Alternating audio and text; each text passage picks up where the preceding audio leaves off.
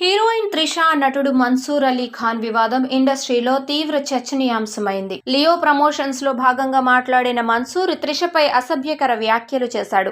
దీనికి సంబంధించిన వీడియో సామాజిక మాధ్యమాల్లో వైరల్ అయింది. దీంతో త్రిషతో పాటు పలువురు సినీ ప్రముఖులు మన్సూర్ అలీ ఖాన్ కామెంట్స్ పై మండిపడ్డారు.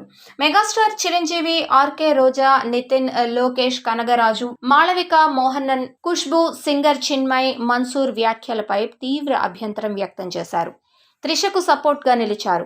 జాతీయ మహిళా కమిషన్ సైతం ఈ వ్యవహారంలో జోక్యం చేసుకోవడంతో మన్సూర్ దిగొచ్చాడు. త్రిషకు క్షమాపణ చెప్పాడు. అంతటితో గొడవ సర్దుమణిగిందనుకున్నారు చాలామంది. అయితే మన్సూర్ మళ్లీ గొడవను రాజేశాడు.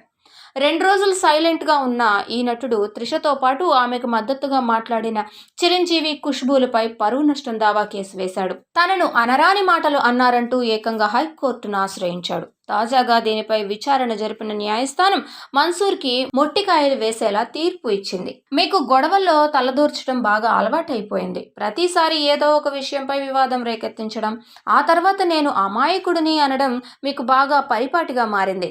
పబ్లిక్ ప్లాట్ఫామ్లో హీనమైన వ్యాఖ్యలు చేసినందుకు గాను ముందుగా త్రిష నీపై కేసు పెట్టాలి. జనంతో ఎలా మెలగాలో నేర్చుకో అంటూ మన్సూర్ను తలంటు పోసింది మద్రాస్ హైకోర్టు. ఈ సందర్భంగా మన్సూర్ అలీ ఖాన్ వ్యాఖ్యలకు సంబంధించిన వీడియోలను సమర్పించాలని హైకోర్టు న్యాయమూర్తి మన్సూర్ తరపు న్యాయవాదికి స్పష్టం చేశారు. దీంతో అన్కట్ వీడియోను సమర్పిస్తానని మన్సూర్ తరపు న్యాయవాది అంగీకరించారు. అయితే మన్సూర్పై త్రిష సోషల్ మీడియాలో షేర్ చేసిన పోస్టులను తొలగించేలా ఆదేశాలు ఇవ్వాలని న్యాయస్థానాన్ని కోరారు. ఈ క్రమంలో న్యాయమూర్తి స్పందిస్తూ త్రిష, ఖుష్బూ, చిరంజీవి కూడా ఈ కేసులో తమ వాదనలు సమర్పించాలని ఆదేశించారు. తదుపరి విచారణను డిసెంబర్ 22కి వాయిదా వేశారు. Hi, this is Karthikeya. Please subscribe to ADBC channel.